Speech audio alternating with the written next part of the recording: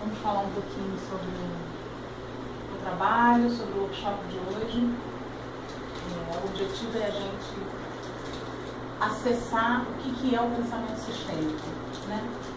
O pensamento sistêmico, ele, no momento da humanidade que nós estamos atravessando, ele é uma abertura da nossa nova forma de vida, né? Então, fazendo um breve histórico, só para contextualizar.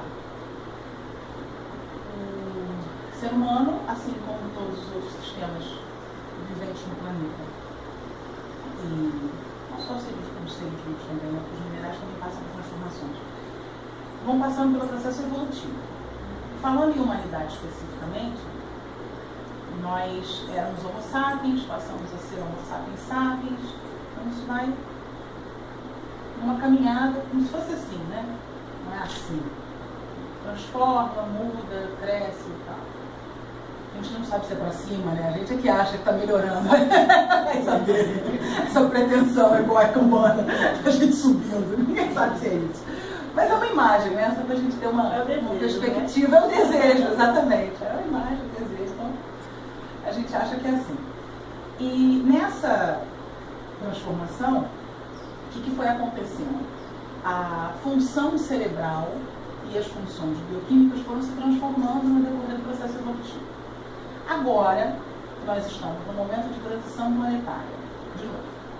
Então, a espiritualidade explica de uma forma, a ciência explica de outra forma, e acredita-se que existe atualmente um encontro entre ciência e espiritualidade, que alguns chamam de união da visão materialista com a visão transcendentalista.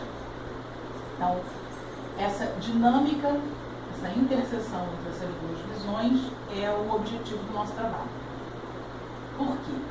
Porque nessa interseção das duas visões, nós acreditamos que existe algo muito rico que ajuda, facilita, possibilita essa transição. Que em termos do nosso corpo, significa usarmos o neocórtex cerebral um pouco mais. Então, as funções do neocórtex, nós temos 3 cérebros. Na Vale a gente dizia nivelar a informação. Só para nivelar a informação. Temos o reptiliano, que vem dos répteis mesmo. Temos o cérebro límbico, que aí já tem aquela coisa do sentimento e tal. E o neocórtex, que começa a ter uma ideia de ética, grupo. O outro não é um inimigo que vai roubar minha comida, né? E que está lá no bichinho. E agora, com esse crescimento do neocórtex cerebral, uma série de funções que são consideradas, inclusive, místicas, começam a ser percebidas como funções do ser humano. Até telepatia uma delas, né? Então, aquela coisa do fulano é médium, já começa a ser visto de outra forma. Lá atrás, quando Kardec escreveu Todos São Médiuns, hoje a gente já começa a compreender que isso não era uma metáfora, talvez, que era algo que realmente faz parte da função cerebral. Então, estou dando um resumo do que a gente estuda, do que a gente trabalha, com o que a gente lida, porque esse é o nosso fundamento, por um lado. Nós temos outros fundamentos. Quando eu digo nós, somos eu e o Marco representando o Instituto Mandrake de Conteúdo, que é o nome do nosso instituto. Então, os cursos, os workshops, os grupos, eles fazem parte cada vez mais do Instituto. E nós fomos buscar fontes, né? Aí já, linguagem acadêmica. Vamos beber na fonte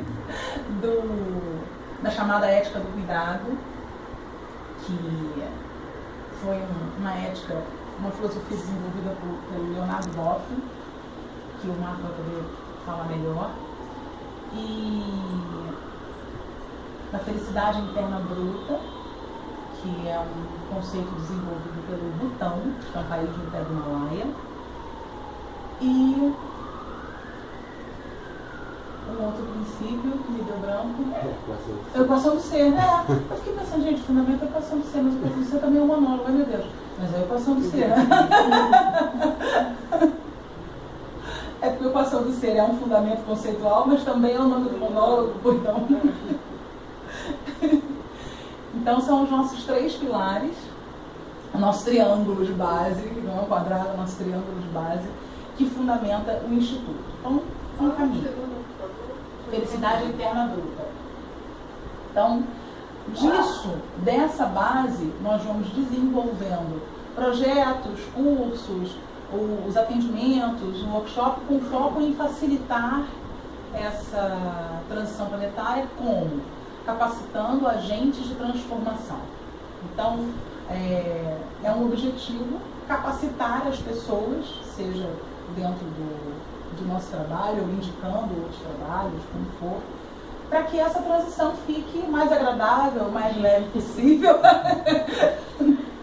Isso que ela colocou, assim, hoje nós temos muitas pessoas aqui e eu convido vocês também a trazerem outras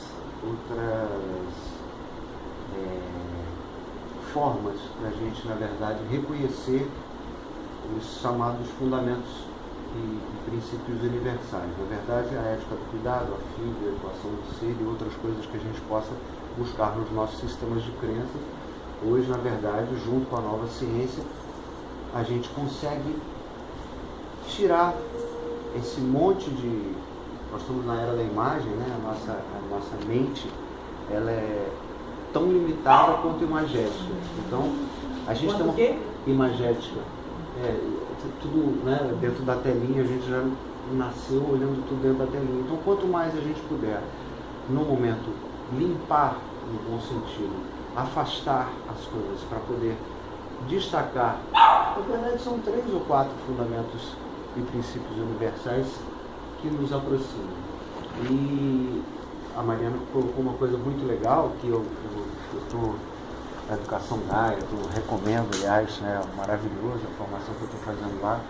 Mas nessa transição que o homem vem fazendo o tempo todo na face do planeta, esses 3 movimentos que a Mariana citou com respeito à nossa capacidade cerebral, o desenvolvimento do nosso cérebro, ironicamente, enquanto o homem vivia só por conta de sobreviver e utilizava o cérebro chamado reptiliano, foi lá, exatamente pelas limitações que nós tínhamos, que ele conseguiu precipitar uma inteligência coletiva que fosse capaz de trazê-lo até aqui. Então hoje a gente tem que fazer um movimento de volta nas ruas, sem querer fazer um trocadilho para já fazer de revolta, e de alguma maneira a gente tem que reordenar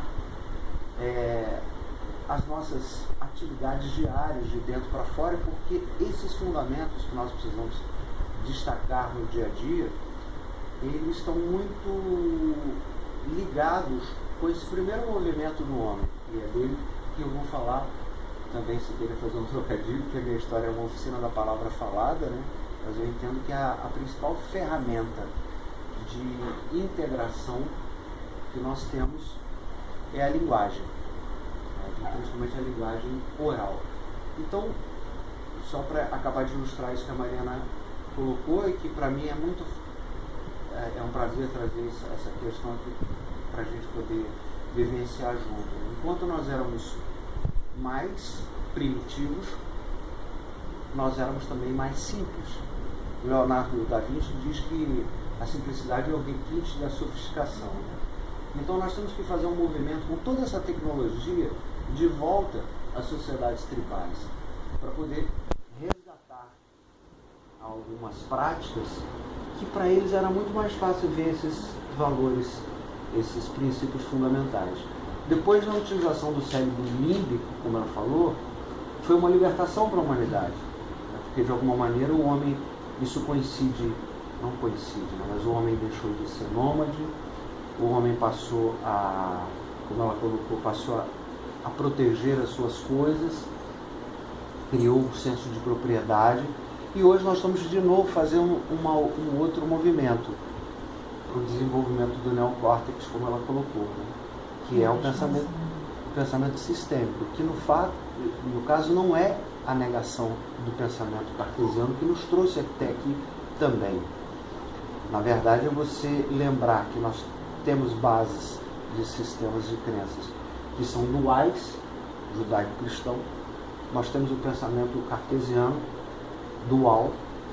Isso porque quando o homem saiu dessas sociedades tribais e tinha uma inteligência mais coletiva, ele precisou de pensar individualmente para realmente processar essa transformação. E nós estamos aqui de novo, né, ajudando a alavancar o movimento que a humanidade tem que fazer hoje, voltando de uma certa maneira a precipitar uma inteligência coletiva, só que agora de uma forma global. A rede social está aí para mostrar para a gente o que é a materialização do inconsciente coletivo.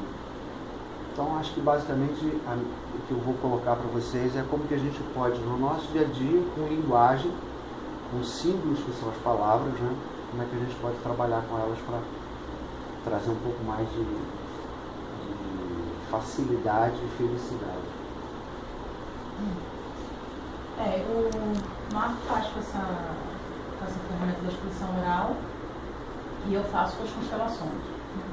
Então, constelo tudo que a gente estiver vendo pela frente. Passou por mim que eu constelando. Segura que eu vou constelar. Hoje a gente vai constelar a costela do Adão. Não brinca não, que eu já constelei princípio masculino. Você lembra, Sabrina? Não. Por que a constelação? Agora vamos passar para essa parte. Eu posso pedir licença para sair pela direita para poder adiantar lá minhas coisas? Sim, senhor. É bom que a sua filha também se sente mais acolhida. Nossa senhora. Gente, dá licença. Nessa hora é sua filha. As crianças.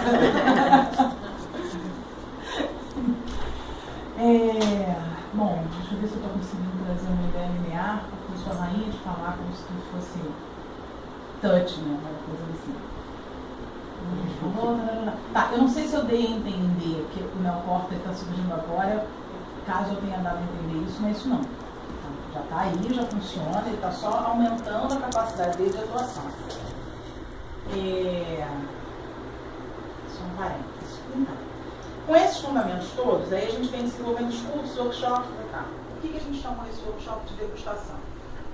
Primeiro, porque a gente, em todos os trabalhos, procura trazer alguma coisa de alimentação mesmo.